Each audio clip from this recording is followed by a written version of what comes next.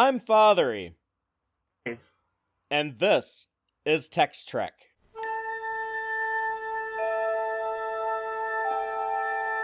Engage.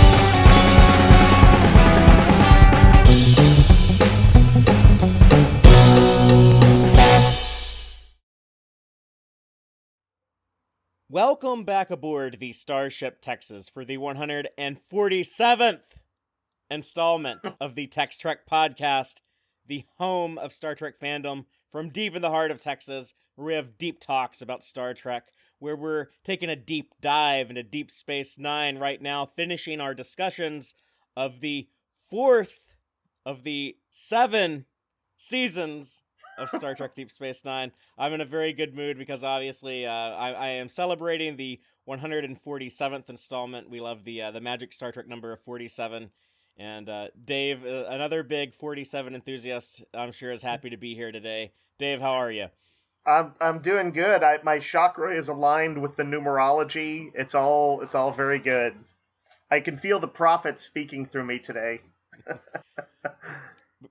But yeah, we've made it to the end of season 4, the middle season of DS9. We are talking about the last 8 episodes. That's going to be everything from Hard Time until Broken Link.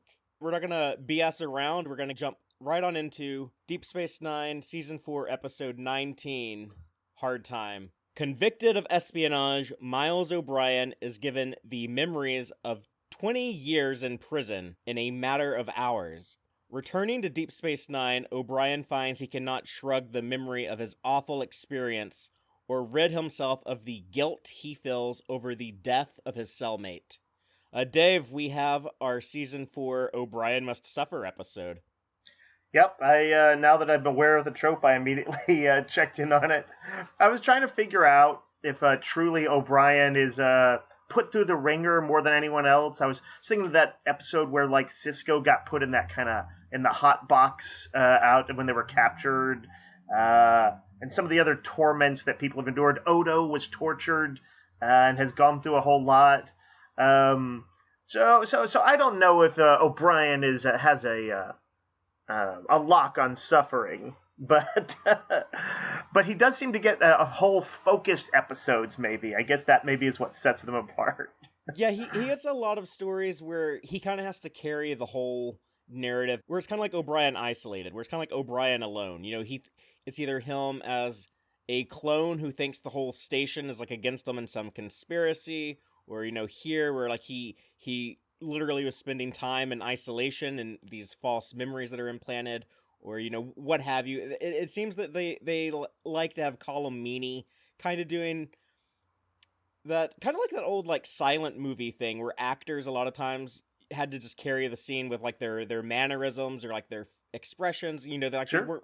they weren't like just bouncing dialogue off one another with another person. It was like that silent movie type acting. They Right. give Colm Meaney a lot of those types of stories, or just like a spotlight on Solo O'Brien. Yeah, I agree. I think it must have kind of come out of what they began to see when they would put him in episodes where there was a lot of pressure on him, that he kind of, I think as an actor, that his work stands in relief against sort of tragic stories. I mean, he jokes around a lot. There's a lot of humor sort of surrounding O'Brien too. But yeah, he seems to be fun to torture. And you know, as I was watching this, my first thought as I saw him there, and I was like, well, first I thought that's John C. O'Reilly looking like he normally does, but then it turned out it was O'Brien. Another famous Irishman. Yeah, that's true. I hadn't thought about that. They have the same crazy hair when things have gone bad. two things I thought might happen that didn't happen. One is some sort of take back. They didn't do a take back. They didn't have it wiped from his mind. They didn't relieve him of his anguish. That PTSD is on his shoulders forever, along with his existing issues.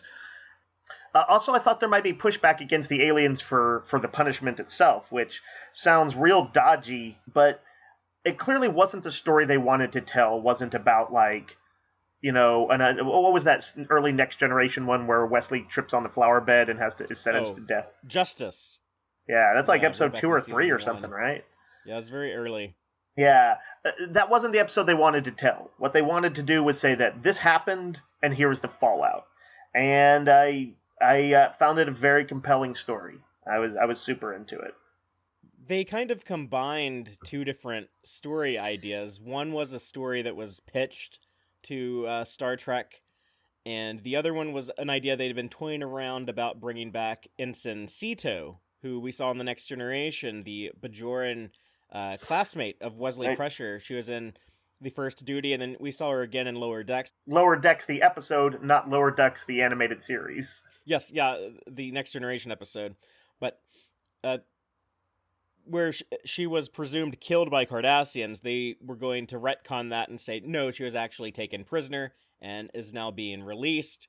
However, she has a lot of trauma and actually killed her cellmate and is struggling to deal with that. So they give OBrien that story where he killed HR, his imaginary cellmate, and now he's seeing the hallucinations of him on the station, and they get really dark, really serious with this, to the point where we get something, I don't know, do we ever see this with any other Star Trek character, like main character, where OBrien takes a phaser out of weapons locker 47, sets it to disintegrate, and he puts it to his head like he's about to just vaporize himself. Yeah. It's so dark. And they showed how he was miserable at work, he was miserable with his family, you know, he felt so broken. He's like, I can't even be a good dad anymore. I'm yelling at Molly. His breaking point was like, it looked like he was like, got up, yelled at Molly, and was like maybe going to hit her. I was like, oh shit, it's just a level of sort of intensity I kind of didn't expect.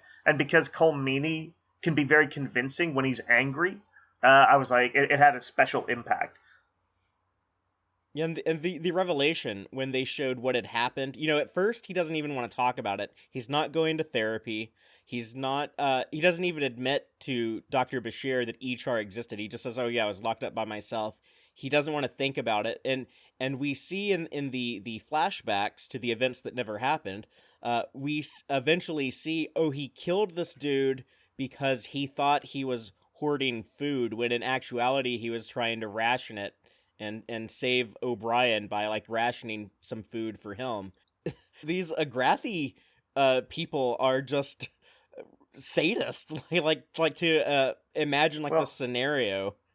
It called to mind the episode of Black Mirror, which I'm going to spoil for people now, wherein it's a like, actually not one of my favorite episodes, but do you know the one I'm talking about, Fatheree? The one that has where a woman is like, it's as if she wakes up maybe with sort of amnesia or something like that, and she like is terrorized as she goes through this like small village or something like that by people chasing after her. Yeah, she has to do like a Running Man type thing. Yeah, only to reveal in the end that, you know, all this terror and anguish throughout this was she is in fact a person responsible for a super heinous crime with it, like a child, and that they essentially her punishment is to be mind wiped and forced to be terrorized, and there's an audience that watches it, so clearly there's this sadism that's sort of infected the country where they just love watching these people punished over and over again. But you must ask yourself, like, well, if she doesn't even remember her crimes, is she actually being punished for them? It's a weird, dark moral question, and these aliens, the Agrathi, I feel like they'd be into that show. Yeah, and it kind of makes you ponder the questions of, like, what's the point of incarceration? Like, are we doing it to, you know, like, torture these people who we feel they've wronged society, so now we have to do something mean back to them? And the episode doesn't get too deep into it, but there's a certain type of needlessness, I think, that goes into that. I look at what a lot of nations do that seem to have much lower crime rates than we have here, where they have a bigger focus on rehabilitation as opposed to, I guess, just locking people up for honestly, it's because Punitive and also money-making ventures. yes, yeah, the prison industrial complex. We incarcerate more people in the modern United States than any other nation in human history. So, with as many like brutal regimes have ruled over the world throughout We our must years. have no crime, I guess, Yeah. with that kind of thing going on. It must be a utopia. Yeah, not quite, but yeah, the highlights of this episode, I think it is that dark scene I was mentioning earlier, the near suicide attempt where Dr. Bashir and O'Brien have that conversation when what makes it still feel like Star Trek, even going that dark, is O'Brien like admits like this isn't something that should happen in the Star Trek universe. We're supposed to be evolved past this, but what they put me through it they took me to the breaking point. I in this moment of weakness, I can't be one of these Gene Roddenberry idealistic humans. I can't like not feel this pain and this trauma. It's a recurring thing through all of Deep Space Nine, and like even in several of the episodes we're coming up will be, I would say, almost direct pushback or response to some classic Trek elements and some of Roddenberry's philosophy. Is being directly challenged kind of persistently by the show. Was Roddenberry alive when this was made? No, he wasn't alive for any of DS9.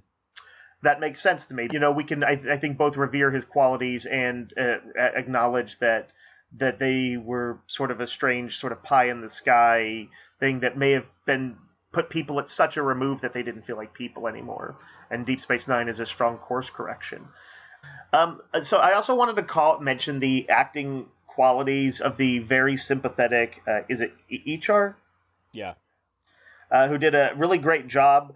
I don't think we ever know if this is like something. Do we know if this is something that they implant?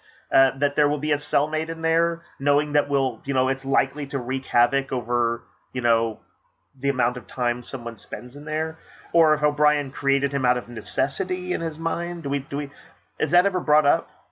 It's never addressed. The writer Robert Hewitt Wolfe, who I've gotten to talk to before, he has said that the idea was that it was kind of like a video game where you have like certain choices. So like O'Brien did have like some influence on how like the things unfolded, how it played out. Yeah, like he did have enough agency and choices that he was able to shape the outcome. I don't think that anybody would be able to watch it and not at least empathize very strongly with what he does or think I'm capable of that. And that's what I think is I really liked about the episode.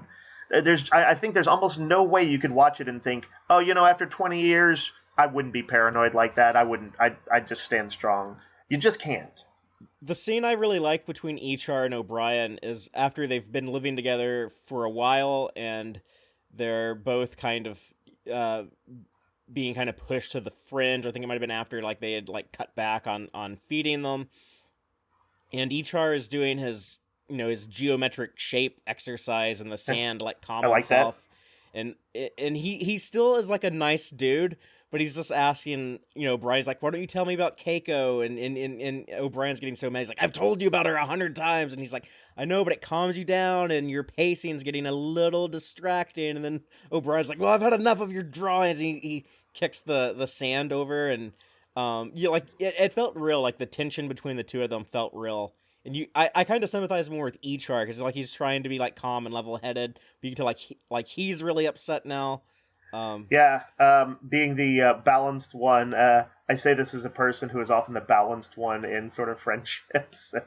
It can sometimes be a difficult thing to maintain a sense of calm and equanimity. I don't know that they would have really sent him back to work straight away. I feel like Starfleet is thoughtful enough that even a needed person like O'Brien would probably go through a lot of psych eval and what would you call it? Rehabilitation. Before... Yeah, they probably give him like 6 months off at least. Yeah. I could even imagine that he's gone through that and this still happens. Like it's not too relevant to it's not a serious complaint. Did you notice they brought back Enrique Muniz? He was one of the crewmen getting yelled at by Worf in Hmm. Starship Down. I did not know. I did not catch that was a recurring character. That's kind of Yeah, cool. This poor and guy. and we'll see him again. Yeah, but he was the guy telling O'Brien, like, good job, Chief. Keep it up, crewman, and you'll be running the place before long, or Yeah, something like that. yeah. That's interesting. I don't tend to pay much attention to background characters. Even recurring ones don't register too much for me.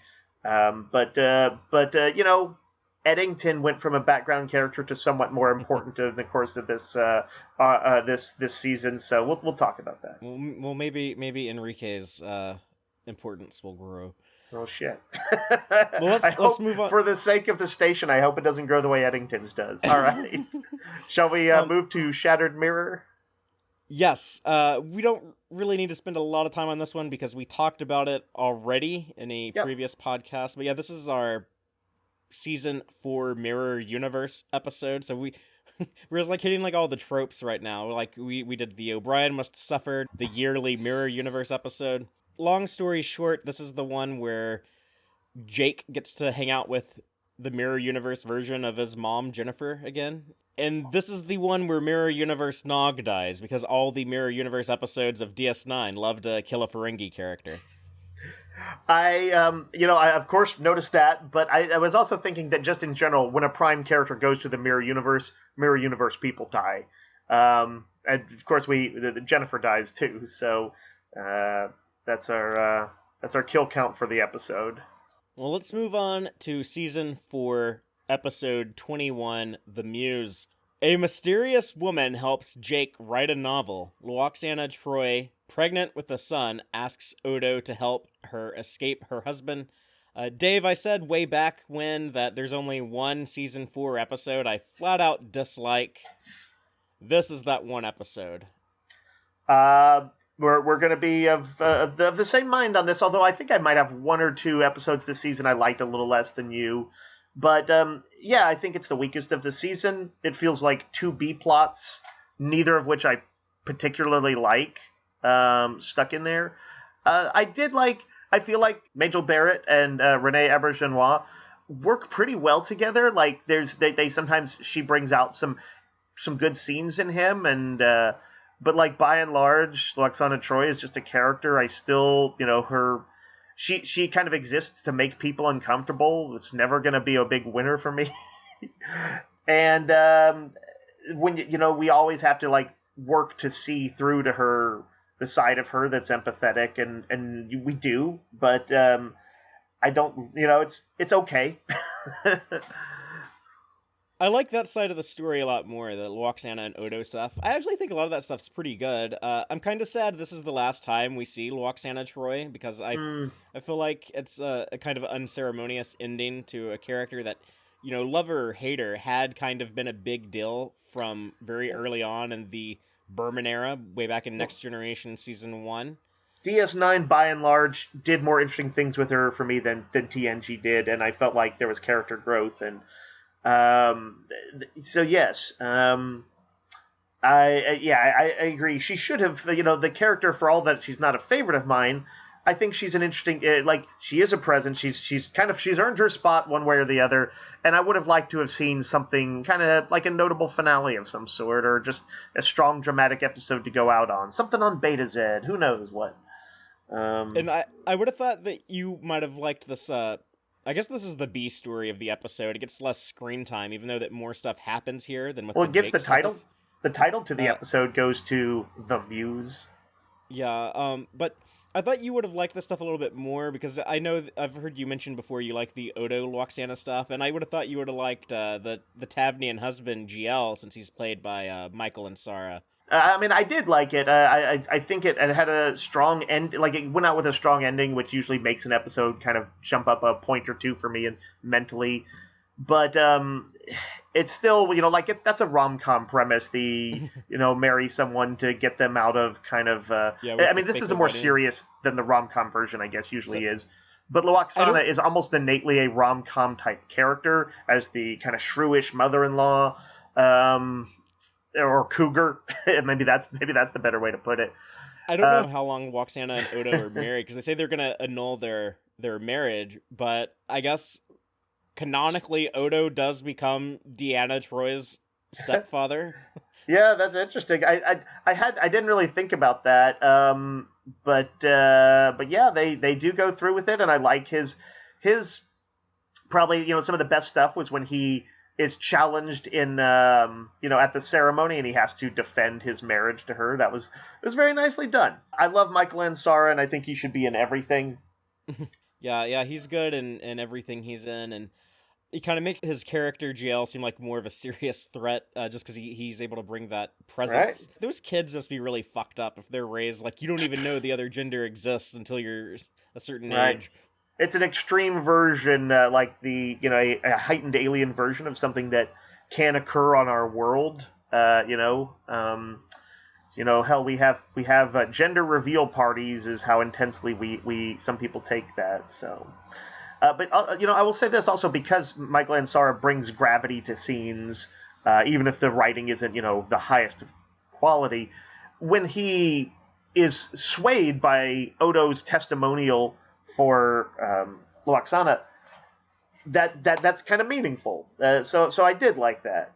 What I did not particularly like in any way, shape, or form was the plot about Jake being seduced, I guess, by a real life kind of muse person, alien. It's like a succubus muse. Yeah. If we were supposed to pick up some metaphor about gold diggers or groupies or something, like that women latch men's creative ideas, like inspire but also draw them. Whatever they were trying to get to, I thought was in no way, shape, or form a good idea. Like it. Have you heard Ron Moore talk about this episode? He says like they were like watching this in dailies, going like, oh my god, why would we ever think this was a good idea? Like, clearly this idea is like made up of like a bunch of writers. Like a bunch of writers come up with this idea of like, oh yeah, like this woman like enjoys watching you write. Like she's like gets off on you writing. Like it's so stupid. It is bad.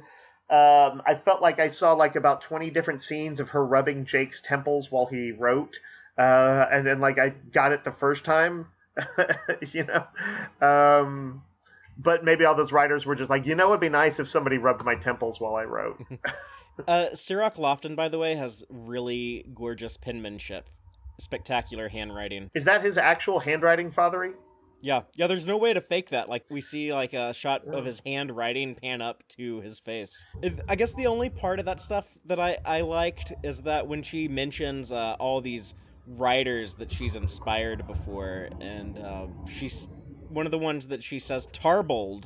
That's the poet that is quoted by Gary Mitchell way back in the original series' second pilot, Where No Man Has Gone Before. I did not like that at all, because I broadly hate storylines where sort of real achievements or fictional real achievements are kind of attributed to, I don't know, kind of hokey sources like that, or to alien intervention. It's my ongoing issue with 2001. What about Requiem for Methuselah, where it's like, oh yeah, this dude Flint, he was like Alexander the Great and Leonardo da Vinci, and I haven't watched it in a while, but I don't like that. No. I feel like I want humanity in general to both get credit for its qualities and to own up to its mistakes. Remember, there was a horror story I read once where a magical box triggered Kristallnacht. Sorry, that is on humanity. I cannot buy into. It's not cool to write a story where a magical something caused the Holocaust. That's us. Well, Gene Roddenberry was in agreement with you. Like he didn't like stories where like, oh yeah, aliens built the pyramids and stuff like that. He was pretty against that.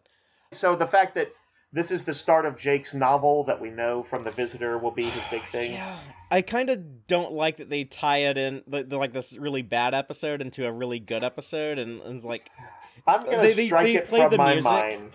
They play the music from The Visitor, and when it shows like he finished his book Anselm. Yeah, I like that name. I don't know what that word means, but Anselm, that sounds like the making of like the future version of like the Great American Novel or like the Great Southern Novel.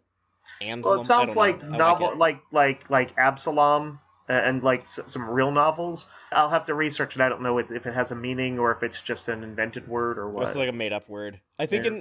Or a I name. think the non-canon explanation is that's the Bajoran word for father. Okay. But that's That's solid. That's good.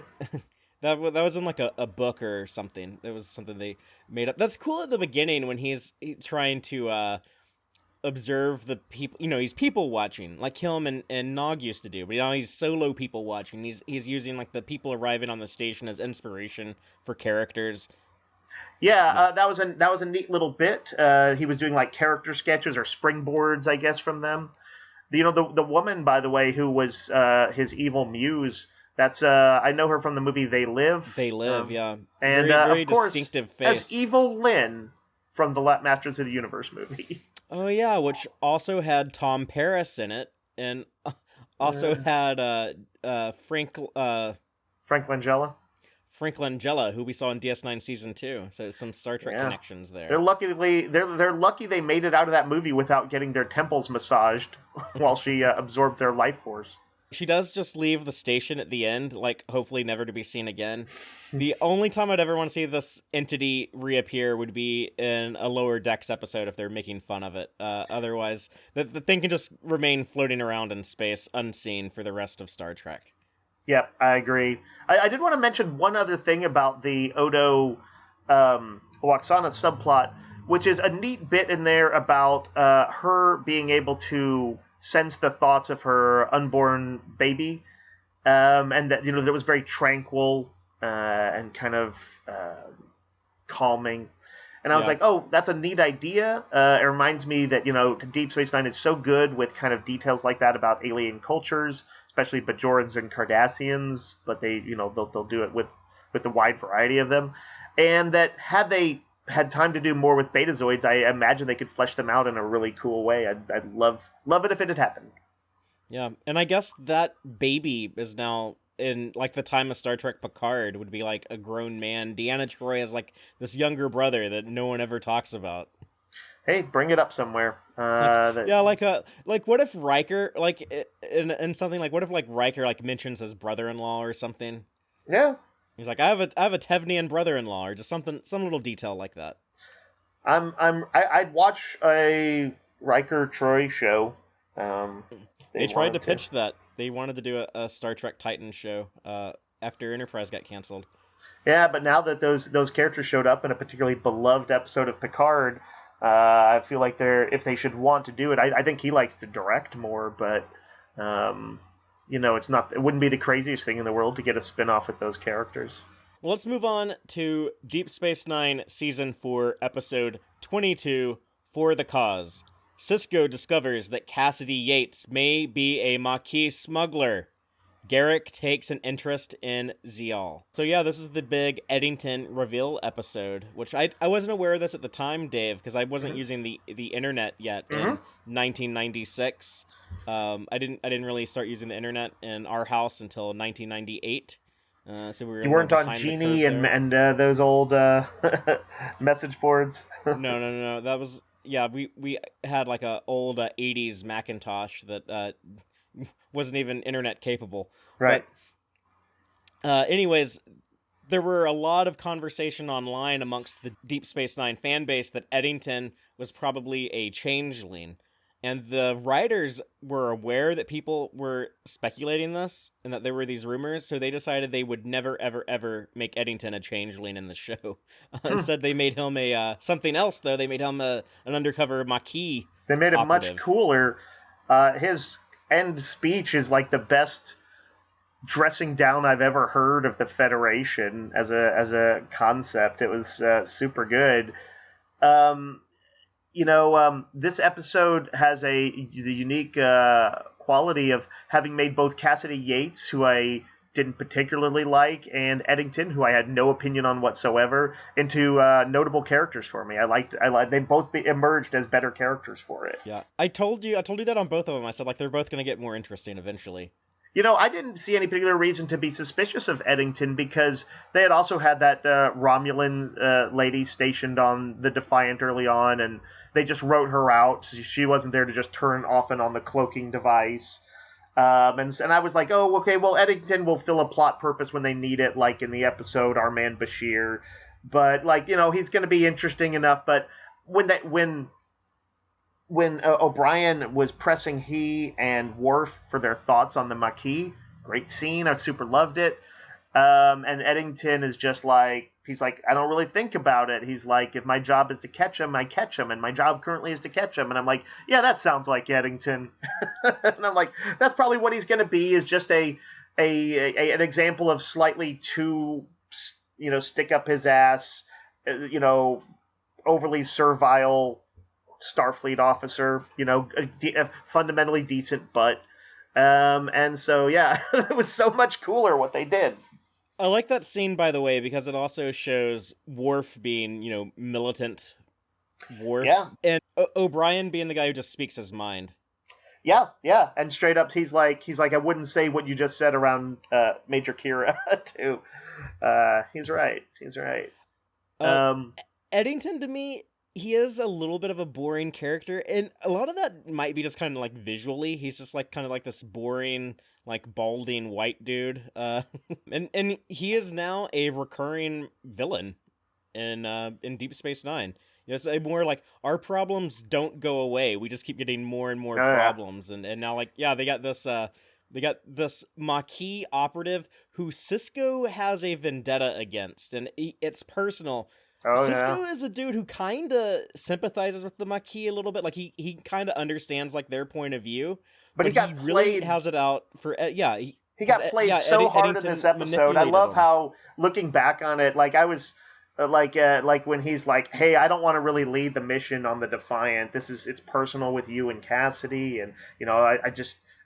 like, oh, man, he just played him hard. Jumping back to Cassidy for a second, I want to say, like, just the way they open her, I think that this has her in bed with Sisko, right? Yes. And she, like, you know, it's like this kind of lovers talk afterwards. She's being kind of sassy. He's being kind of sassy. Sometimes characters that I initially think are flat, once they kind of let them become more naturalistic like that, I really like it. Jake was another character when I felt like he could kind of talk a little shit to his dad. He felt so much like more natural to me. Like he'd gotten some agency that he didn't have before. He didn't just have to be the son. He could be a real character who was sometimes sullen, sometimes smartass, sometimes really affectionate with his dad.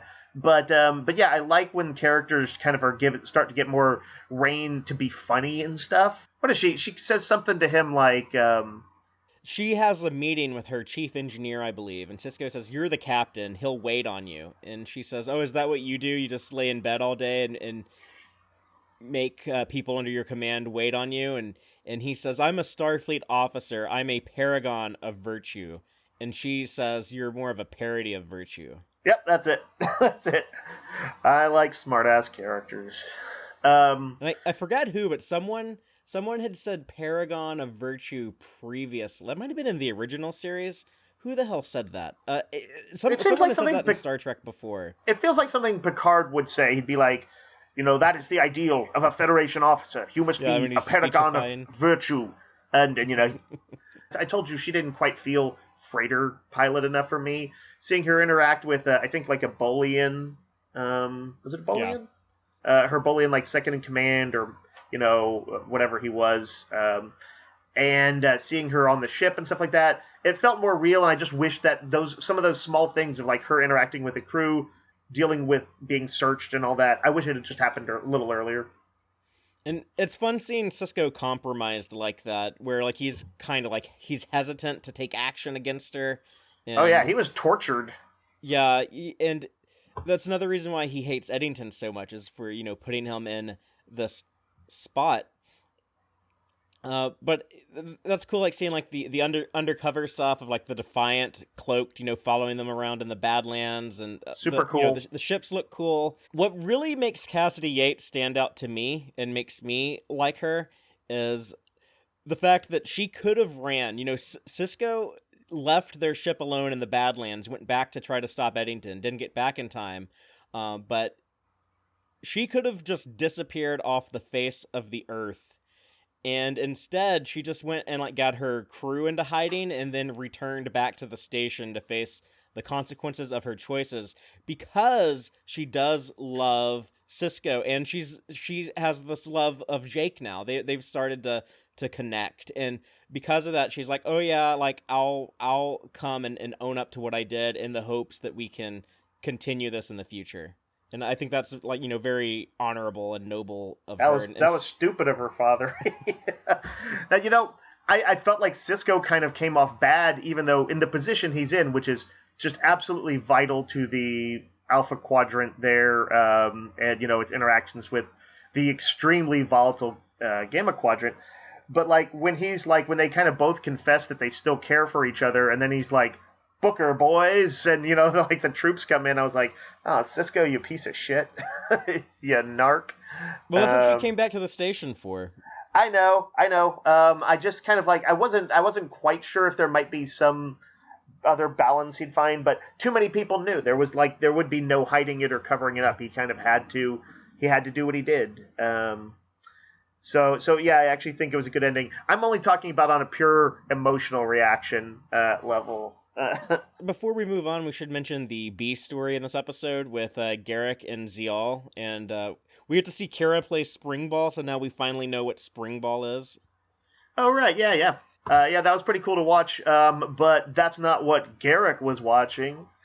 Assuming that that this continues to proceed forward and that there is a romantic element and it's not just the two Cardassians on the station connecting, I admit to being a little saddened to see Garrick go from gay to bi, or what if I tell you he doesn't, though? That basically the way it plays out is Zial wants romance and Garrick is like, no, let's just be friends. Then I buy that. I also buy that probably during the course of his espionage, that who knows what all he slept with. I feel like he would do whatever he needed to for a mission once upon a time. But yeah, I feel better about that. And honestly, as it was portrayed, I wasn't too put off by this episode. I thought that their connection was kind of sweet. The two of them chilling out, relaxing in their little lava rocks. Yeah, just they look nice. Not to spoil too much of what comes in the future, but in one of the Star Trek Facebook groups I'm in, I just recently saw a woman posting about Zial saying, I really relate to this character as someone who always develops crushes on men who turn out to be gay. I understand what that feels like. So that's funny. But I thought they did a good job of also just showing that they were connecting as Cardassian exiles. And I was also thinking, boy, did Dukat make a big mistake thinking that that he could kind of use his daughter as to get in closer to Kira, without considering this possibility. Big oops on his part. Yeah, that his enemy Garrick might move in on her. If there is a romantic component, as they at least teased, I don't know, but in my head, she's like 18 or 20, and he's like 40 or something. And she's that 18. Was a little, yeah. That was a little weird, but I don't know how Cardassians are. Yeah, I think I looked at the math one time, and she's 18 during the year that this episode takes place. Dave, I don't know if you noticed, but they actually changed the actress who plays Tora Zial in this episode. It's not the same one we saw in the two previous appearances. I did not notice. And they will change her again. This is the only time we see this particular actress. When we get Zial, and in the future seasons, all future appearances are played by a different person. But because of the makeup and stuff, you can't really tell. That's why did they have so much trouble keeping an actress for that? I guess because it is a smaller part, and they can't be like, hey, we need you to be on call once in a blue moon when we need you. I assume it's something like that. I think they come put a ton of makeup on, and maybe we'll see you next year or the year after. I think at least one of them didn't react well to the makeup. And it was either and then the other one, I think they didn't like when they realized they wanted to do more with the character and have her show up more regularly. Okay, but yeah, I guess I felt like she's been solid in all her appearances. I think I liked her best in this one just because we got to see more facets of her than wanting to have her dad's approval and maybe for him to marry Kira in her sort of child's mind. She got to be kind of a more interesting character in this episode, so that's kind of too bad that this actress is going. I thought she had some good scenes. Yeah. But if you didn't notice the switch this time, I don't think you'll notice it next Maybe time. not. Yeah, I'd I probably hadn't never said notice if anything. you hadn't said it. Thanks for ruining it. I will get 47 types of revenge on you. Okay, well, let's move on to Deep Space Nine Season 4, Episode 23, To the Death. I like these big dramatic titles. We just did For the Cause, and now we have To the Death. Speaks of a lot of conviction going on. Yeah, it's true. But in this episode, following a hit-and-run attack on Deep Space Nine by a band of rogue Jem'Hadar, Sisko and his crew are joined by the Dominion on a mission to locate the rebels who have discovered another Iconian gateway. Dave, I'll ask your thoughts on it in just a second, but let me just tell you up front that I really love this episode. I like that it's like a tight little action story. It's like a specific one mission with one goal, and they just go and do it. I like that they have some good continuity and bring back the Iconians from Next Generation, and I also love that it gives us Jeffrey Combs's Wein. I knew vaguely of this character because I just felt like I'd heard it come up often enough and sort of on the periphery of message boards and stuff like that. And then I was like, oh, and then they killed him. But then I was like, I think I already saw something somewhere that pretty much indicated he is back in some way, shape, or form. I don't know quite how it is with a clone or what, but I gather he returns, and I was glad to hear it because he was a good character. Yeah. Well, we know just from the stuff you've seen, the Dominion, they like to play around with genetics, with their servants, with the Jem'Hadar. They're birthed in tanks, we learn in this episode and stuff like that. So cloning is definitely not outside of the question for the Dominion.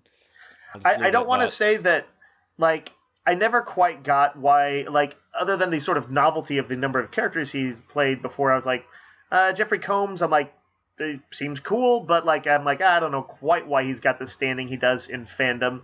But seeing him get a character like this with some meat to the role, I was like, okay, I see what people are talking about. And I'm sure if I watched sort of more and watched it more often, like some people do, I'd probably have a better sense of what he's brought to other roles too. Yeah. I thought the opening to this was particularly intense. It was a great reminder of the danger level of the Jem'Hadar, where they inflict, what I kind of think of as a Borg-like strike level, with lots of casualties, totally smashed the station, took what they wanted, seemed to incur no real losses themselves. I saw that they wanted to show that while certain races, when they were developing the episode, like the Cardassians, become more sympathetic over time, even the Borgs became more sympathetic as you learned more about them. But that they wanted the Jem'Hadar to become scarier as you learned more about them. And I thought that was pretty interesting. That sort of fits, even though we had seen some sympathetic portrayals, the episode that had Odo and the young Jem'Hadar did sort of seem to end on that note of, there is no saving them. They can't be redeemed.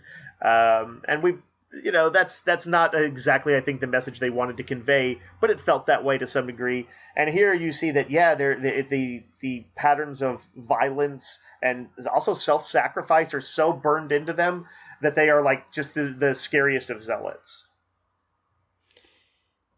Yeah, I just want to talk about that opening for a split second, and just, by the way, I like that they're returning from, they had been fighting some Breen. So we got some privateers or something. They're fighting the Breen off of a Bajoran colony.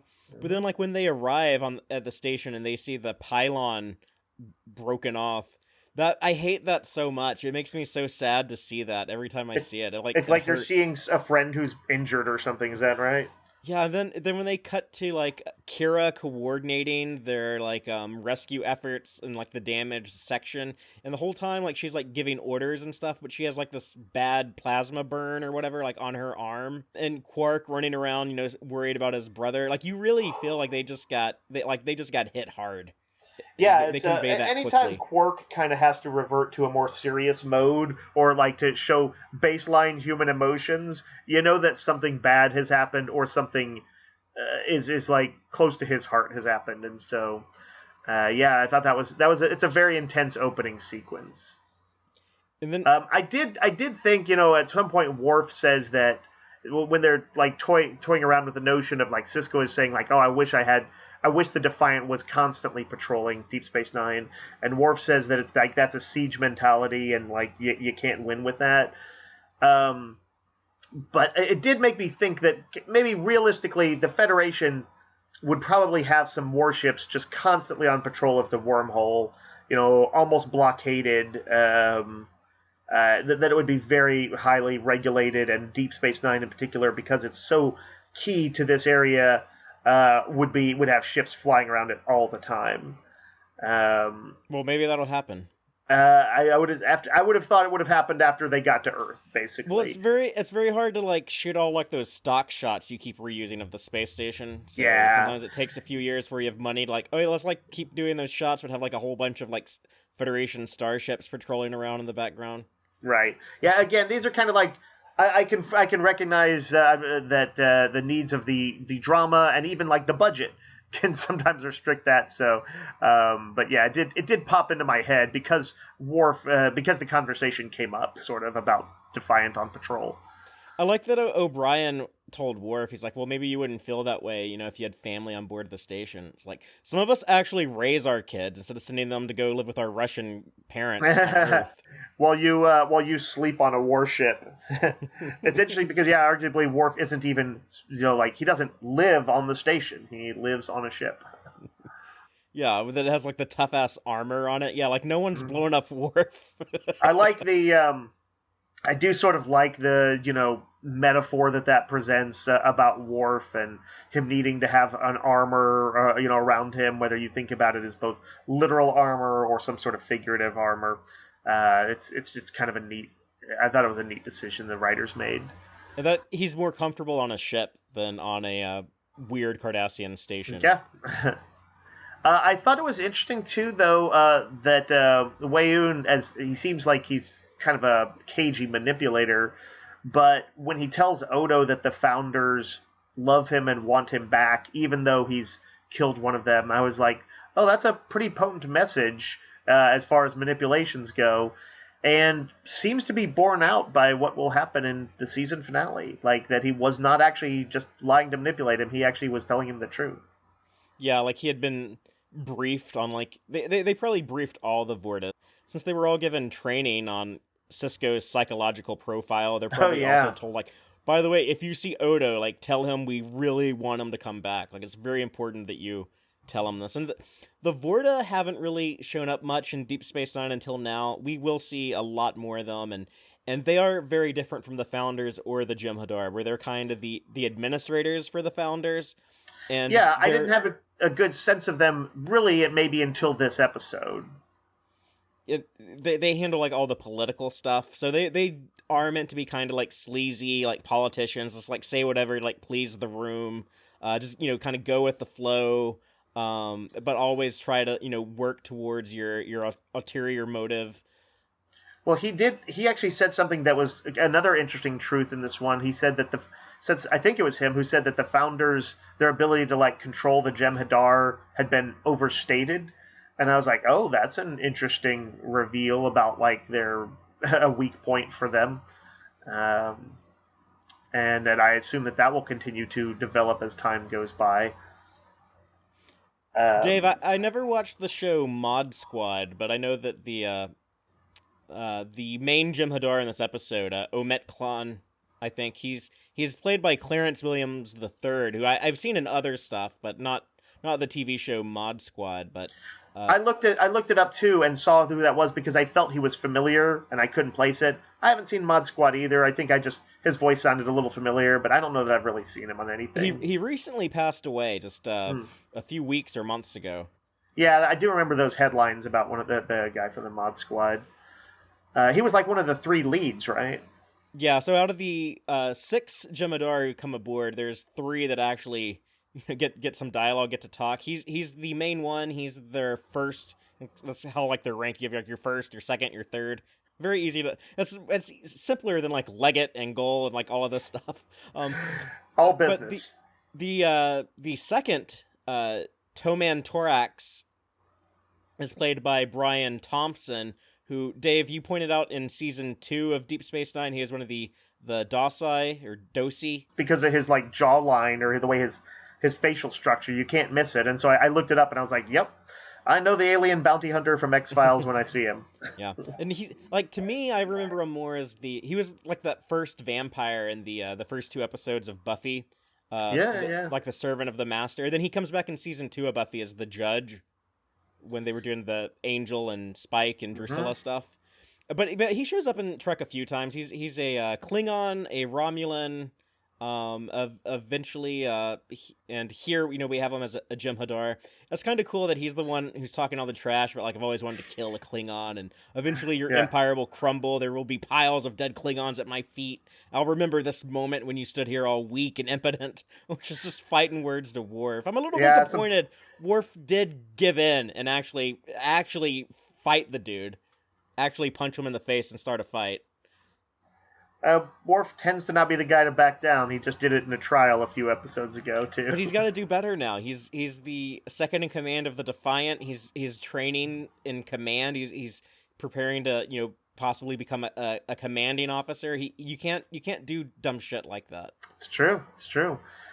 I as far as like the nature of the characters, I liked when Dax kind of drew out like we get more insight into the Jem'Hadar, and she drew out that basically they don't sleep, they don't eat, and they have no women, which I suppose it's sort of just sexist in its way that they would just assume the soldiers would all be men, but that's the 90s for you.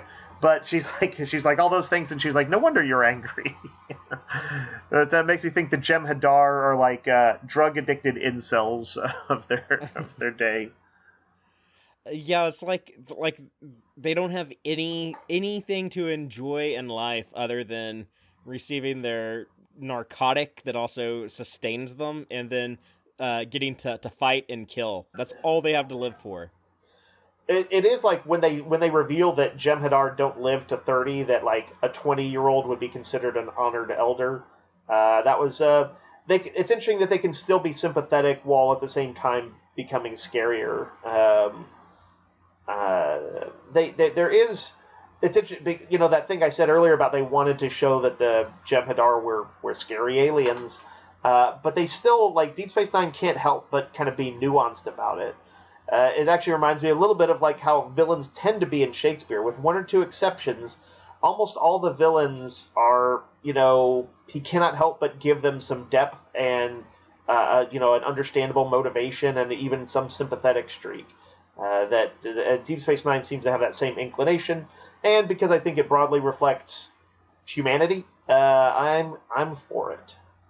Yeah, and then when they're actually on the mission, we get that moment when Omet Aklan has his life saved by Sisko, and he finally sees for the first time, like, oh yeah, there is some virtue to this Starfleet human way of doing things. The fact that this guy was like, willing to put his life in danger to save me, like, maybe they're not so like weak and deserving of my wrath, and just deserve to be eliminated because of their sheer weakness. Maybe there's value to them after all. Right before they go down, one of them does sort of a "we who are about to die salute you" kind of speech, but it's very much based in their mortality and their expectation of death. And then O'Brien goes after them, and he kind of mockingly says, he's like, "I'm Chief Miles O'Brien. I'm very much alive, and I intend to stay that way." Yeah, the Jem'Hadar view on it is that we've already lost our lives. We're dead now, and only in victory will we be worthy of reclaiming life. Yeah. Basically you couldn't get more opposite than in how they rally the troops. Yeah, and it was cool seeing that juxtaposition. The fight scenes were kind of neat. LeVar Burton directed this one, and he said this was working on this was terrible. It was such a pain in the ass to just the logistics of having to deal with like all of these actors on location, so many dudes in very heavy prosthetics. It was really hard to shoot this. And they're like kind of fast-paced, brutal fights, kind of thing where, it's not like just two guys fighting and you can do a lot of close-ups and stuff, but there's like multiple people fighting at once, people dying, Terry Farrell was given the nickname Action Barbie by LeVar Burton while they were doing this. And I think there was more shots of her like kicking ass and stabbing dudes. And they ended up having to cut it because they were like, what the hell, LeVar? This is like, we can't put this on network TV. This is way too violent. Yeah, she did seem to get the spotlight here. And that's cool. It's we've seen that she knows her way around a Batleth. Just a reminder of her skill set includes Worf level abilities of fighting, or at least in the ballpark. A good little continuity thing in there of just like Worf mentioning like, oh yeah, back in season 2 of The Next Generation, I was there when we discovered the Iconian homeworld. Yeah, again, these are like, they're weirdly so satisfying, and I don't even think of it as cheap fan service. Like, cheap fan service would be like, if they recreated a favorite scene or they were using catchphrases or something like that. Honestly, I feel like Discovery's you need to have a make it so catchphrase. That's fan service to me. That's kind of slightly hokey fan service. But calling out, that the shared universe qualities and reminding you that these characters have a tapestry, that their lives have impacted each other, and that they have memories dating back to shows that you watched a decade ago or whatever it would have been. That's super cool. I think that was stuff like that was really neat. Yeah, it would have been weird if Worf was there and he didn't point that out. Yeah, it's true. Well, they could have just had it not be the Iconians. It could have been just some generic aliens thing, and that would have been lame, though. I think that using your history when you especially have as this world that's been built up with hundreds and hundreds of episodes, this shared universe that Star Trek has done, like, why not kind of use those bits and pieces? You don't have to build something new every time. It's actually cooler to flesh out some of the older stuff. Yeah. To me, I think it'd be so much easier to write a Star Trek story than write something I was having to build from the ground up, because there are so many things to draw from. It'd be pretty easy to, put stuff together in a way that makes sense for that world. Father, I think I didn't like this episode quite as much as you, but I thought it was a quite good episode still. But like, say, the previous episode, For the Cause, stood out a little bit more. I think I was just more into the character stuff going on in that one. I would flip those around then for me. But part of that, I might just be reading into it. They're like, oh yeah, now we can get into the episodes that have Wein in them. And yeah, and whereas for me, like, For the Cause had a special bonus points for pushing Cassidy Yates and Eddington into the realm of characters I'm now fascinated to see more of. So, well, cool, because we do get more of both of them. Fair. But let's move on into the final 3 episodes we're going to discuss today. Up next is Season 4, Episode 24, The Quickening. Dr. Bashir works to rid a planet of a plague that was sent by the Dominion as punishment for resistance. So, Dave, at the beginning of Season 4, we had that episode Hippocratic Oath that had Bashir and O'Brien captured by the Jem'Hadar, O'Brien working to try to find a cure for their Ketracel White addiction. Yep. It's weird because then now here towards the end of the season, we kind of get the two halves of that story. We get like the Jem'Hadar perspective half in To the Death, and then here in The Quickening we get the Bashir trying to deal with a medical problem and find a cure type thing. But I kind of like each of these episodes more than Hippocratic Oath when they flesh both these ideas out and kind of like give them like their whole episode. What do you think about this one though?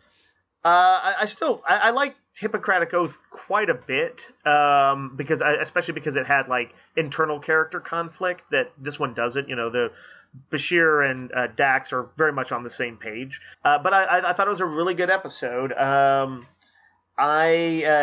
thematic sequel of sorts at the very least to those ones, with a little bit of maybe torn from the headlines. I don't know because I didn't read up on it, but a little bit of Dr. Kevorkian in Trevian, however you say his Yeah. name. I think people still know about him, but if they don't, he was a doctor who was a proponent of assisted suicide for people who were, had like terminal illnesses and were living with a lot of pain. But it was controversial because, we are dealing with, end of life, autonomy, suicide. And Kevorkian was kind of a strange guy. He was a quirky guy who painted weird paintings about death and stuff, and so he was like Trevelyan in this one is more innately kind of sympathetic. He doesn't seem. I think they maybe bring up the notion that they kind of fetishize death a little bit in this, but he doesn't particularly convey that. He's pretty warm-hearted. He's very clearly exhausted and kind of broken. But like he feels honorable, don't you think, Fatheree, from the get-go? Well, these people, they have so few resources. They have basically like lives of almost total misery. Like there's no luxury or anything. Yeah, it's like they save all of that. Like they can only afford to actually experience that like at the end of their life, and they all have everyone's infected with this disease, the blight. The blight. When it quickens, like like you're about to die, you're just gonna experience a bunch of pain and then die. And they've completely given up on a cure. They've been dealing with this for 200 years, I think. So when they do face their final days, they do go to this character who will give them some herbs, make them feel better. Put them on some painkillers, and you can actually sleep in a bed for the first time in your life, and enjoy some music and some nice food, and then die comfortably. It is a weird something that to look forward to. It's a last thing that they can have some control over. If you ever see the movie Soylent Green, there's a scene with that reflects this, that I think has both that element of like, wow, I can see how in this sort of world it could actually be a sort of beautiful thing, in a twisted sort of way, and yet also incredibly sad. So. I thought this was well handled. I thought their world, the visuals on it, the sort of desiccated look, and what I'm guessing were matte paintings of all these overgrown buildings, and that they were like kind of in disarray and falling apart, were really effective at conveying it. You just see the streets are just kind of like filled with what look like refugees. I think they shot this somewhere in California where there is like a nuclear meltdown in like the 50s or 60s, and there's like a bunch of abandoned buildings out there. Oh, jeez. I don't want to film there. It's funny, by the way. I saw, two interesting things. I saw the episode was directed by Renee Auberjonois, and I noted, I had read somewhere previously that Ron Moore said that when they go really dark, it's really important to have some bit of humor in there. And really the only thing is the opening, but it is really funny when you see Quark's like hacked advertising on the stations, like on all their monitors and stuff. Oh yeah, the come to Quark's is fun. Don't walk, run. Something like that. I think. It's I don't think that I can't think of a previous episode, it probably exists, that actually really showed advertising as a thing. Like, I know it must exist. They do it when they do their... right, when they go to that world or whatever. Where Picard is the undercover French pirate. Yeah. But that was like, 20 plus years later after this? Anyway, Quark as the instigator of a rare look at advertising in this post-scarcity society, or at least big parts of it, made complete sense, and I did enjoy that little bit of humor before the episode goes very serious. And once they've sold us on the idea that death is the only thing that these people can control, and it's like maybe something they look forward to, once we've established that, when Bashir thinks he's making progress later on, and then a bunch of people start dying badly because the EM radiation or whatever from their the electromagnetic field of their equipment is worsening the quickening, and then Bashir can't undo it. He's like holy hell, like I can't stop that, and then they all die in severe, or no, they're all in such severe pain that Trevian comes in and he is like, okay, like you tried your cure shit, that didn't work, let me end their pain now. Yeah. It's so dark. What gets me is like the scene after that, where it like cuts back after the commercial break. Oh, with the body bags? Yeah, it's just so dark to think of like what that would really be like to like stand in this room surrounded by all these dead bodies that were alive just a few hours earlier. Yeah. It's a very intense episode. Yeah, the way they set that up, like, and I'm like, just like the nastiness of the virus cannot help but be. You can't help but think like, man, they like it's booby trapped. Like you try and find a cure, and you do something to trigger it and make it worse. I mean, that's just awful. We talked about this being Deep Space Nine in general having a lot of reactionary elements to sort of Roddenberry's sometimes pie in the sky philosophies. This is the second one this season to push back a little bit on the Dr. McCoy overnight cure episodes that happen occasionally in TOS. But I did like that they mentioned that does happen sometimes because of their technology. Like that there was one world where they just needed a few hours to pin down some plague, and then everything was great. 3. What is it? Boreanaz 3. Okay. And I don't know why I remember. It's not like an important. It's never mentioned in any other episode. I don't know why I remember that. This is one of those things that just I remember. But yeah, they like it's clearly a bit of a rarity, and so that they show the kind of hard work that's involved in this. It doesn't feel like Federation can just snap its fingers anytime. It's like they're pretty good. Once in a while, they can snap their fingers and just seeming miracles happen. But most of the time, it's fucking hard work, and they don't always win. And this was if somebody were to ask me an episode that's kind of indicative of that, I'd point them to this episode. I don't remember who it was who pointed this out. Or maybe no one did. Maybe I just thought of this on my own. But I use this comparison a lot. But in Superman, Superman's a character that's existed in comic books since 1938. Been in countless shows, movies, animation, what have you. You can't do a Superman story of just like Superman rescuing a cat out of a tree and returning it to its owner and like nothing else happens. Like that's such a recurring trope that you have to put a spin on it. You have to do something different with it. And this episode couldn't have just been Bashir comes to a planet, there's a bunch of sick people, he tries a few things, it's hard, but he keeps trying, and then eventually at the end of the episode he has a cure. It needs to have some type of subversive element to it, or else it just feels boring.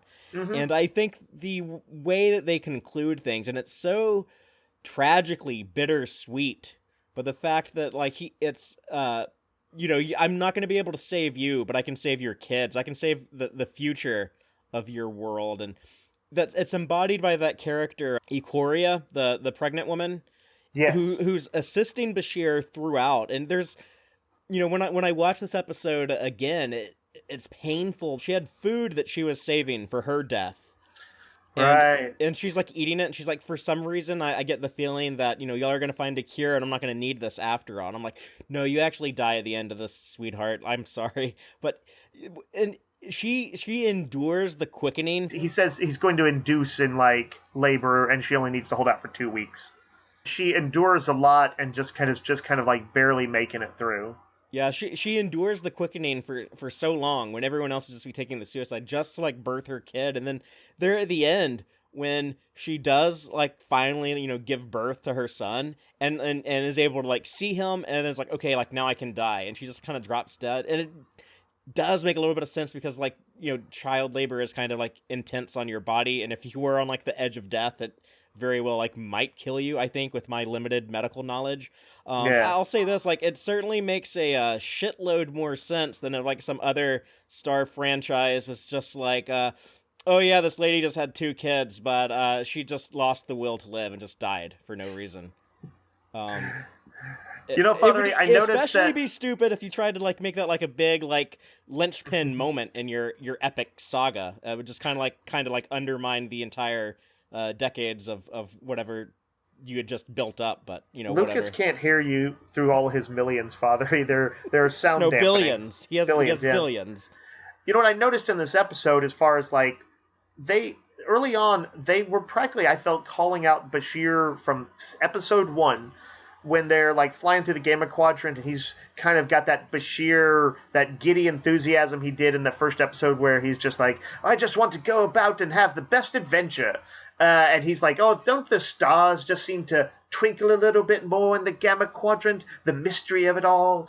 And like they portray both that kind of that idealist that he kind of, that's probably the privileged idealist really, who, you know, sees a galaxy of adventure and not a galaxy of difficulties and tragedies. And then they smack him in the face with it. And then I thought that was interesting that that was straight up how he was portrayed in episode 1. I thought it was interesting that they did that.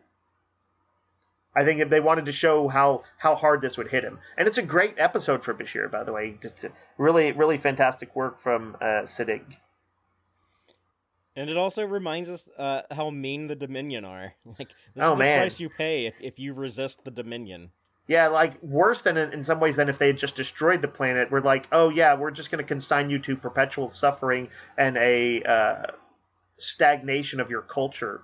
Because they can't really achieve much at all. Ready to move on to our penultimate episode? Yeah, a much less serious episode, an oddly jokey episode. Yes, this is Season 4, Episode 25, Body Parts. When Quark learns that he is dying, he auctions his vacuum-desiccated body to raise capital. Meanwhile, an accident on a mission prompts Dr. Bashir to transfer Keiko's baby into Major Kira.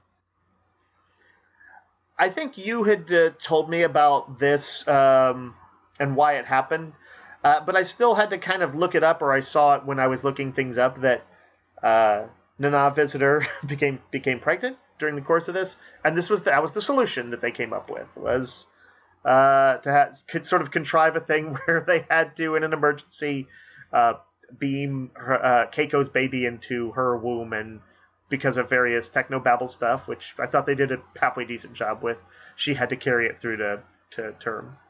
Ira Stephen Bear's wife is the one who thought up the solution. Right. You know, it's I think this is primarily a Quark episode, and that's really the subplot to it. I don't have strong feelings, but it's interesting that it forges this sort of bond between O'Brien, Keiko, and Kira ultimately, to the point where she's staying with them in a polycule.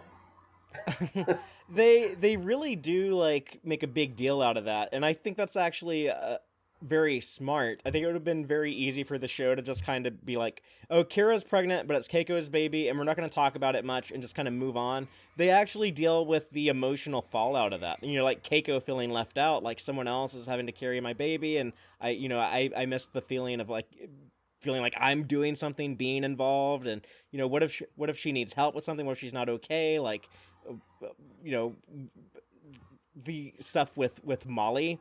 Like, how would you explain that to like this little kid?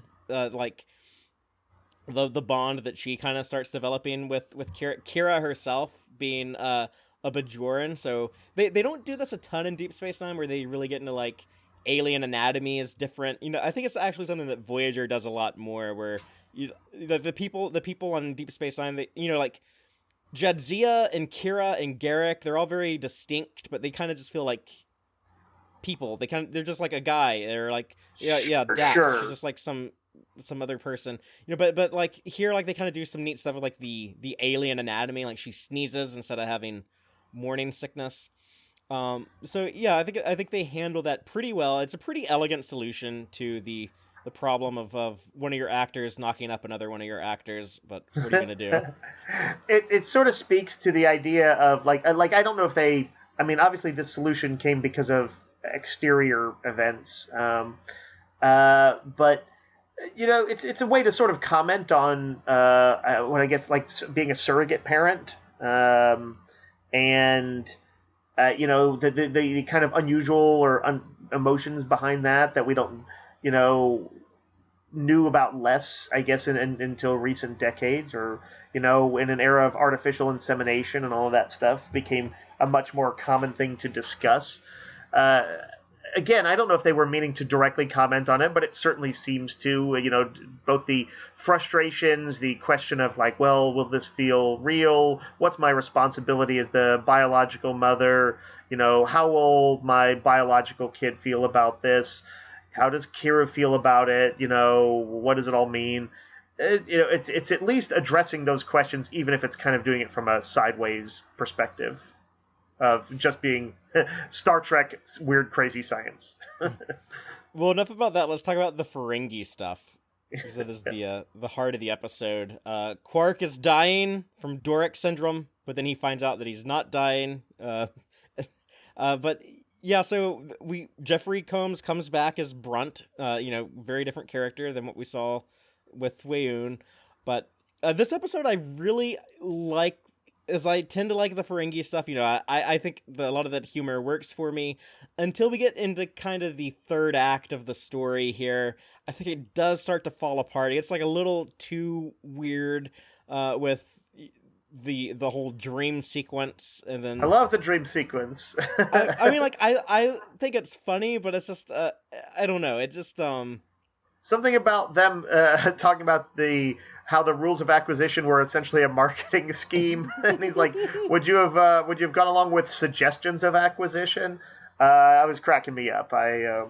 It is a little weird, and I probably didn't like this episode overall quite as much as you did, but I still enjoyed it. There's a lot of great lines in it. When Quark is talking about this rare disease, and he's like, "It strikes only 1 out of every 5 million Ferengi. I finally beat the odds." Oh, and he's worried about like his legacy, like how he'll be remembered, and he's scared that he's like a joke in Ferengi culture because he's gotten so chummy with Starfleet. I love that stuff. But he's saying like they mockingly call him the Synthahol King and Starfleet's favorite bartender. Yeah, I thought that was great. We mostly because he kind of seems to uphold Ferengi rules of acquisition so often. Yeah, we think of him that way. But to Brunt, he's like a humanitarian or humanitarian. Humanitarian, yeah. That cracks me up every time. Philanthropist is an insult. Right, and it's because he brings up stuff that's actually from past episodes, like during the occupation, selling medical supplies to the Bajorans at cost or slightly above cost. This is just so frowned upon. The particular vengefulness with which Brunt carries out his agenda, I wasn't quite sure. Like I didn't quite know where that was coming from. If I had missed something. Or it was just meant to indicate that when it came down to it, the Ferengi could be hard asses about their rules of acquisition. Yeah, I think Brunt he's just such a Ferengi extremist. He's just such a zealot. He's like, wait a minute, like, your mom was earning a profit, your workers unionized, like you are a very bad Ferengi, and I'm going to make you pay the price for being such a bad Ferengi. Yeah, he was disgraceful to them. What was one of the funniest parts of the episode for me was the use of Garrick, where they really like play on the idea of like, Garrick is scary. If he was like a real dude, like you would probably be scared of this guy. And then Quark being like, I want to hire you as a hitman, but your target to assassinate is me. And they go through all the stuff of like, he's like, oh, you can't kill me like that way. You can't snap my neck like that. I don't want the sound of my bones snapping to be the last thing I hear. And he has all these complaints about the possible methods of his death. And by the way, Garrick isn't like, I'm not going to do that. He's like, yeah, I'll do it. I will assassinate you. And then when he tells Garrick, he's like, I want to be surprised. I want to never see it coming. And then Garrick kind of gets like that twinkle in his eye, and he's like, oh, okay, I can arrange that. But then it's like really scary because like Quark is like trying to like, go home to his quarters and go to bed. He's like scared that like Garrick is going to jump out and kill him at any moment. Like that would be kind of terrifying to be in that situation. Absolutely. Yeah. It was both funny and also a little bit nerve-wracking. And they mentioned that Garrick used to be a gardener. They bring that up again in the next episode where he talks about being a gardener at the embassy on Romulus. Since he was supposed to be in that story, kind of leading Odo along to keep him occupied. I couldn't remember. I'd forgotten that it had come up in this, and I was like, oh, he's just saying whatever. Maybe that's not even true. But yeah, probably at least some parts of it were true. Yeah, and they mention it again. His gardening at the Cardassian embassy on Romulus. It's mentioned at least one more time. One of my favorite bits is I really did like seeing the Divine Treasury and the like voiceover. It's like, please, or maybe it was a sign, the please have your profit and loss statement ready before entering the Divine Treasury. I love the idea that it would be that like this, I don't know, like going to a bank, but like the financial DMV of the afterlife. Yeah, it was really good. And so this episode has a sweet ending. Fatheree, let me ask what I'm going to guess you were down with. This is almost their Miracle on 34th Street ending, or if you will, I think it's what's the movie? It's a Wonderful Life. There's an element of something that's similar to this at the end of that too, or at least at one portion of it. I'm a little mixed on the ending, to be honest. Mm-hmm. How so? Because Quark has been such an asshole that like I get like the whole station like they like having that bar as like their community hangout. They have like all these good memories there and everything. But it just seems a little weird that they would be like that loyal to a guy who's been such a dick to all of them. Right, like he's been peeping on Kira and he's been scamming to move furniture around in Odo's thing with Dax and like kind of participating in every annoyance he can. I think it's a little bit meta in the sense that we the viewers were always supposed to see these moments when he's heroic or halfway decent and be like, well, he's so much better than he could have been or than he was, that we see the character growth. And so it was almost like the characters were reacting the way we the audience would, which is, yes, we love Quark. Oh, absolutely. But, it's a little bit too like hitting the reset button for me, even that they do continue to like mention the stuff like they still have like he's banned from Ferengi society. No Ferengi is allowed to frequent that bar or work there or anything. If I guess like you lose your citizenship of the Ferengi Alliance if you associate with Quark. The stakes are actually very high and I guess followed through on, but yes, not so the station would know it. And that little banner that Brunt slaps on there that says like banned from Ferengi society, that thing stays there. We don't hear what happens to Moogie in this episode when they say like your mom will be like cast out on the street and will be homeless. We will eventually get back to Ferenginar and check in on her though. You just have to be patient. Nice. For all that they occasionally have some dangling plot thread like Thomas Riker or whatever, they seem to be broadly very, very good about following through on things that are hinted at and trying to pick up the thread later on wherever possible. Many, many occasions where I didn't expect it to happen, so it's really cool. And Ghent, the first Nagus, he's a lot like what Kahless, the Unforgettable, is to the Klingons, or then Surak, the father of Vulcan logic philosophy, is on Vulcan. Mm-hmm. So if I was ever writing a Star Trek episode, I needed to like show like a conversation that you just like cut to like while it's going on or something, or have like somebody like walk up to someone else to like interrupt them to like tell them like oh, you need to see this or something like that. Yeah. I thought like I would write like this line of dialogue of like, so Kahless, Ghent, and Surak walk into a bar and then have like the joke be like interrupted. I always thought that'd be a fun like little Easter egg.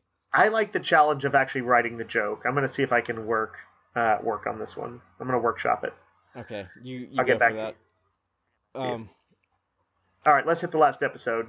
Okay, we have come to our season 4 finale, Broken Link. Odo is plagued by an unknown ailment that threatens to kill him. Meanwhile, the Federation and the Klingon Empire move close to war.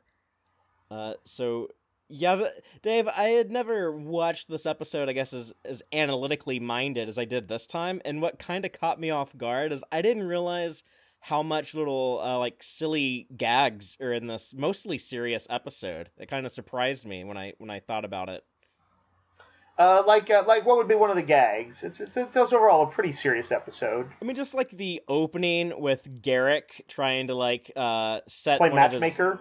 one of his customers up on a date with Odo, and then Dax making those remarks about like O'Brien and Worf and Cisco say like they feel like naked without the cloaking device on in the Gamma Quadrant, and she's like, yeah. There's a little bit of casual humor throughout there. I'm surrounded by all these naked men. Bashir like skimming the rocks on the Great Link, and then Cisco looking at him like, well, that like you're throwing that over people. Yeah, that was great. I love that. He was like about to throw it, and what is it? Cisco, doesn't he just say like, does he just give him a look, or he's like, gesture like what you're about to do, and then Bashir's like, oh, right. It's very understated. That's what I liked about it. Yeah, tonal inconsistency, but it doesn't really bug me, and in some ways it kind of fascinates me. But yeah, just something I had never picked up before, and all the multiple times I've previously seen this episode. It's something I honestly associate a little bit more with, like, say, franchises, like modern franchises like the MCU, where they sometimes like run a slight risk of undercutting a serious moment. It'd be like, having a joke when Hawkeye and Black Widow are, at that sacrificial cliff. It's kind of like that. But that is pretty common to do, is the little tension relievers like that. I'm glad that they don't do it too much on Deep Space Nine. I don't think they ever abuse it, really. So I think I was pretty happy with that. And I liked seeing Garrick playing matchmaker for Odo. It occurred, it's funny that the pair bonded over the episode, where Garrick tortured Odo. Well, we also get that freighter captain, that unnamed freighter captain that shows up on occasion. I wish that she had a bigger role. I felt like she's could be a fun kind of, she could have butted heads with Cassidy Yates and, been the kind of more overtly duplicitous smuggler.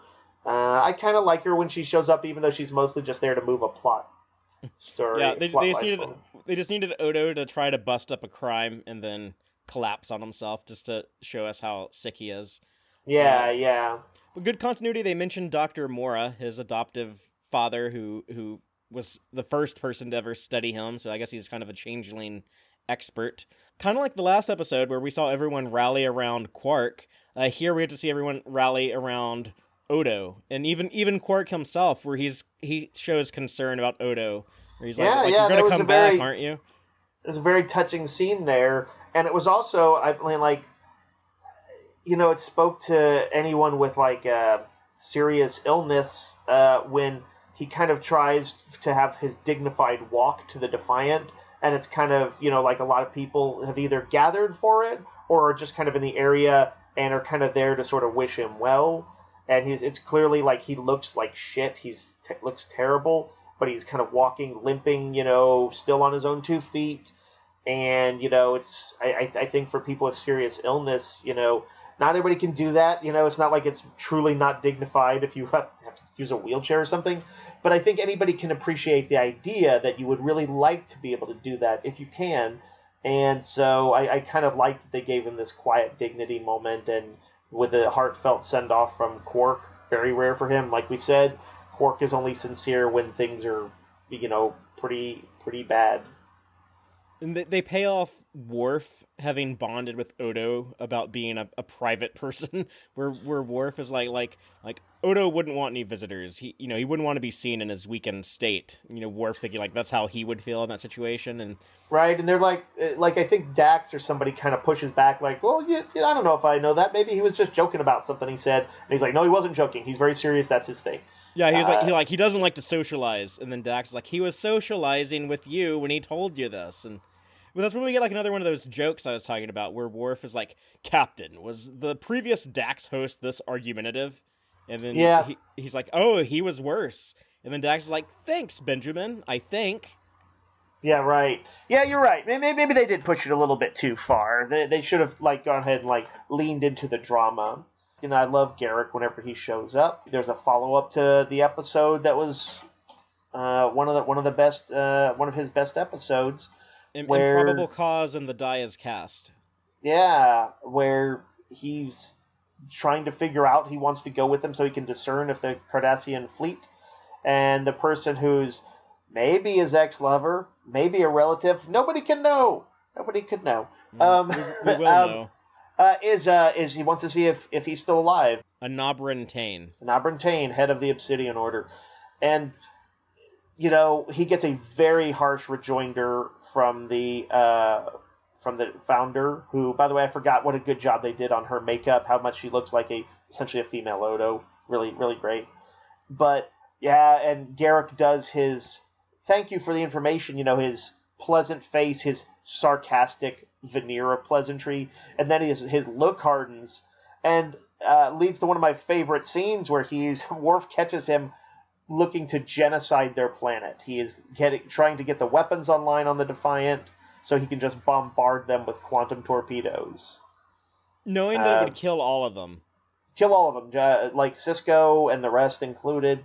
And even Garrick himself, like the Defiant would get blown up if they did this. Yeah, he basically makes the pitch to Worf that it's justifiable genocide, and that it's the Worf is like, I'm not a murderer,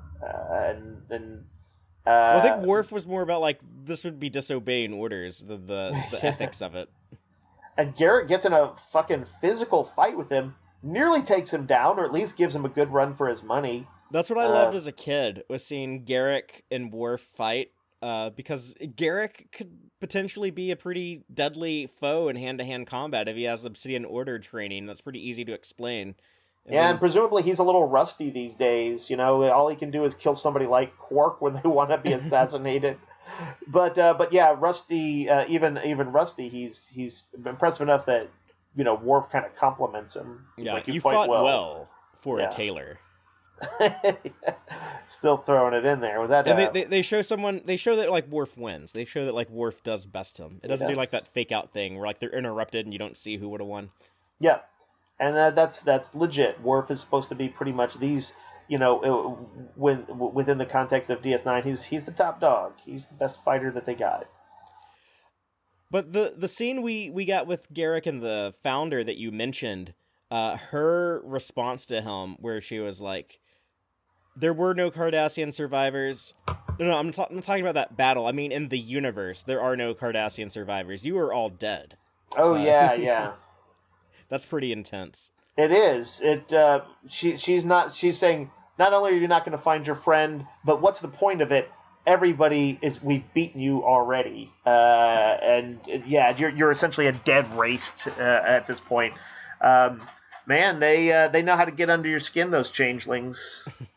They're lucky that Worf busted Garrick. Somewhere there's an alternate universe where Garrick did, in fact, end the founder threat right there. Quite possibly could have led the Jem'Hadar to go off on their own rampage. They clearly are their own risk. But then they would have died off after they ran out of white. Yeah. So I would like to get a glimpse of the alternate universe, the what if style thing, where we learn what would have happened with that.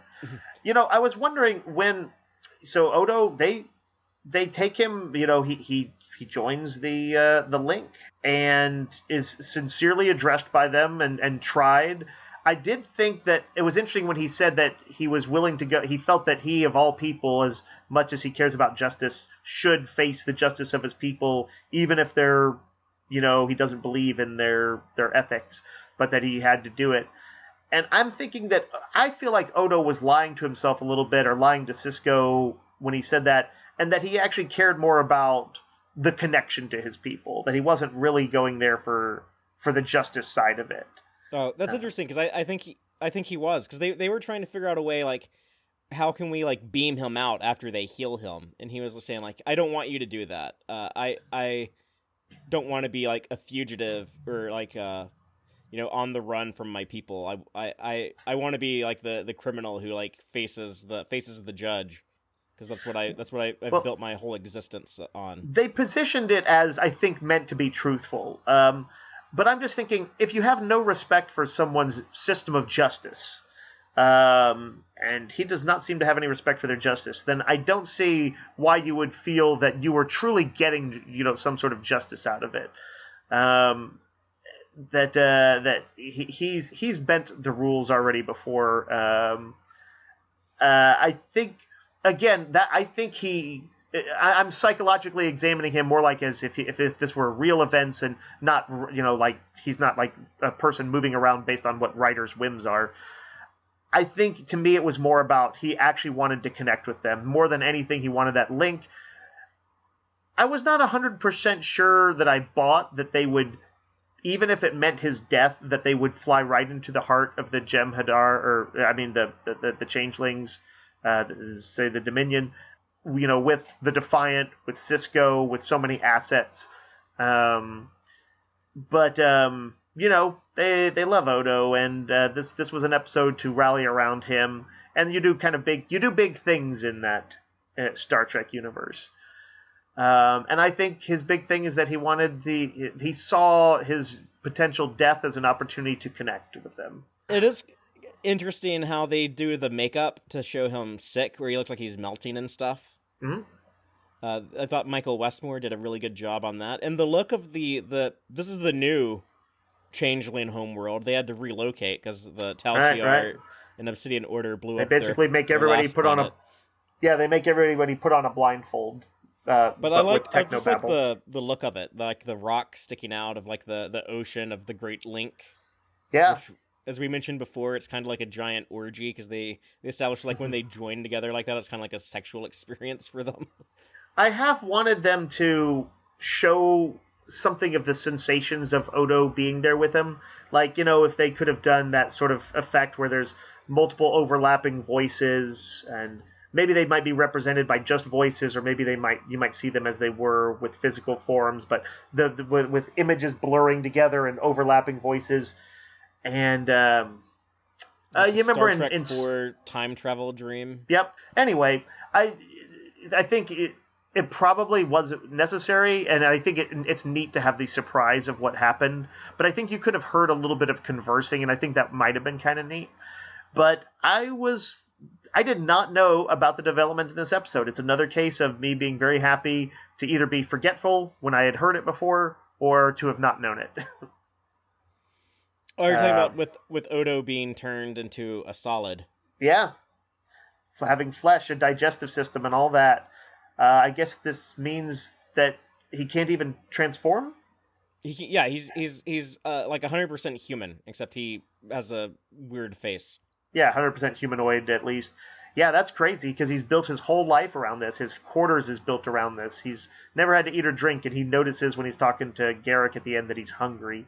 I thought that was a super cool development. I never would have guessed that that's what was going to happen. I would have thought they'd either going to be like, Odo will be staying here as a prisoner of us, or, he's an outcast forever, or whatever. That was an interesting thing, is to sort of do this kind of chilling thing where they're like, okay, you like the solid so much, now you are one, but we're letting you keep the face of the changelings to hang as a reminder. It speaks to their vengefulness. When she tells him, like, poor Odo, maybe we should have killed you, it would have been less cruel. Like, that says so much of, like, how, like, they still have, like, such a love for themselves that they still, like, love that part of Odo, and that, like, they still, like, kind of, like, despise solids and think, like, everyone else is so inferior that they're like, it'd be better to be dead than to be one of them. And it was... all of that was handled really well, and it's stuff that we will see a lot of going forward in season 5. They spend a lot of time talking about, like, Odo. We see, like, the first time Odo drinks alcohol, and, like, the first time he gets constipated is mentioned. That's cool. Like, I wasn't particularly sure. That's something I didn't expect that Rene Auberjonois would get to act and do that. I just didn't think that was part of his character arc, so I'm very much looking forward to it. And they do tease a little bit of happiness with this one, with the would-be setup from Garrick as like, well, he's like, well, she is kind of attractive, and she already has an interest in him. I have no idea if she recurs or if that was just a one-off thing idea, but don't tell me. I guess I'll find out. Does Odo fuck? A question to be answered in future seasons of Deep Space Nine. Well, the thing that I liked about Garrick that we didn't mention, just one little Easter egg I want to point out, when he was trying to keep Odo intrigued and distracted by talking about all his time on Romulus, he mentions the Indosian orchid, the flower. Yep. Indosians being Eric's species from the animated series, the Oh, three-armed wow. navigator. I did not remember that species name. So nice animated series shout out here. But that's most of my thoughts on like the main story. I did want to talk about the kind of shocker moment at the end, the last scene. Yep. You ready to talk about that? Sure. I don't know if I can really say much on it other than I think it's a pretty good plot twist. I didn't know that it was coming up. I'm more or less taking it at face value at this point, although knowing the changelings, there could be wheels within wheels. Things may not be exactly what they look like, but yes, we have Gowron revealed as a changeling. And that's how the episode kind of begins, was with Gowron on TV talking about wanting to go to war with the Federation over Arcanus 4. Arcanus 4, by the way, that's the Day of the Dove planet from the original series. That's where Kang first showed up. How cool. Arcanus 4. Yeah. So they reference that when Dax says the Federation has had claim to that planet for 100 years. The Klingons have been content with the Federation having Arcanus 4. Why are they making a big deal about it now? But yeah, Gowron doing seemingly kind of weird warmongery things that don't make a ton of sense. We had been given to understand that there were elements of the Klingon culture that were wanting to get back to their conqueror days, and I was like, I can. He's been politically pushed into it, or he got swayed into it, and just was into it. It didn't seem wildly out of character for him, though, either to me. Yeah, we can assume Gowron would probably be like a bit of a political opportunist and just trying to make himself look good, because a lot of the high-ranking Klingons do kind of behave that way. But yeah, so we end with this thread of learning that the Klingon government in the highest levels has been infiltrated by the changelings. But more importantly than that, they kind of underplay it here. But what Gowron is talking about, like we're going to war with the Federation. Like that's how season 5 opens, is like dealing with this new war. They're like more of like a shooting conflict with the Klingons, and having to address that right at the beginning of season 5. Yeah, I was thinking, as the episode was wrapping, I was like, oh, this is kind of interesting. They're wrapping, but there's not a big cliffhanger. But then there was a big cliffhanger. Yeah, every season they feel like they gotta add some type of new threat or new danger. So that's what they decided to do here with season 4. What's kind of neat about it is that it feels like, as always on Deep Space Nine, it feels like a logical outcome of what's been happening before. It is in fact part of the threat that began 2 seasons ago. That basically the threat of the Dominion. This is all still spiraling out from that. Happens to be focused on the Klingons, but it's part of the Gamma Quadrant Dominion stuff. Yeah, so that's where we will be picking up when we get to season 5 of Deep Space Nine. I'm not sure when that will be, but yeah, there's a lot of great stuff to talk about in season 5. We get some tribbles, get new uniforms. We get the black and gray uniforms. We get obviously more Klingon stuff. That's the new uniforms or coincide with the wartime stuff, huh? We get humanoid Odo. We get more pregnant Kira, more Ryder Jake, all that stuff. More Starfleet Nog. I'm going to ask one spoilery thing. How's Garrick's representation in it? Actually, season 5 opens with the death of Garrick. Well, that's not cool at all. No, I'm kidding. Garrick plays a pivotal role in season 5, kind of on the same trajectory that he's been on. Although we do see Garrick go to prison for trying to genocide a planet. He goes and gets locked up for 6 months. Yeah, that was a thing that happened. But I think Sisko went easy on him because he knows this guy is actually a super valuable asset. So let's slap his wrist, try to keep him in line, but let's keep him around just in case. Yeah. When he said that he's I could be a big asset to, when he tells Sisko that on the way to the mission, I'm like, given his past history, yes, he absolutely would be he can be the secret weapon sometimes, if you need him. Sisko, I think he he likes to keep his secret weapons around. You know, like when he first encounters the Dominion, he's like, yeah, I'm gonna go pull that starship out of the shipyard out on Utopia Planitia. So so he's like, Sisko's probably like, I need to keep this Cardassian spy around. I never know when he might come in handy. Yep, he can be my spy defiant. But yeah, so we have that to look forward to. But as far as next week, though, we will be doing a live stream on YouTube, exclusive to YouTube. So if you're a podcast listener who likes Babylon 5, you'll want to hop on over to the YouTube channel and check out our Babylon 5 Season 4 talk. What would have been their final season, or that they thought at the time was their final season. Yeah. But it was not. Well, JMS was hoping that they'd find someone else to pick up the 5th season, but yeah, that was kind of a cluster, and I'm actually like watching the shows back to back like this. I never realized how much more I like Deep Space Nine than Babylon 5 until like right now. Like also like watching them like when what would have been airing when. It's like oh yeah, if I had watched B5 when it originally aired, I would have been like, yeah, like I wish the show could be as good as Deep Space Nine sometimes. Yeah, and Deep Space Nine, or at the time, Babylon 5 was so influential on me, I didn't even really try Deep Space Nine.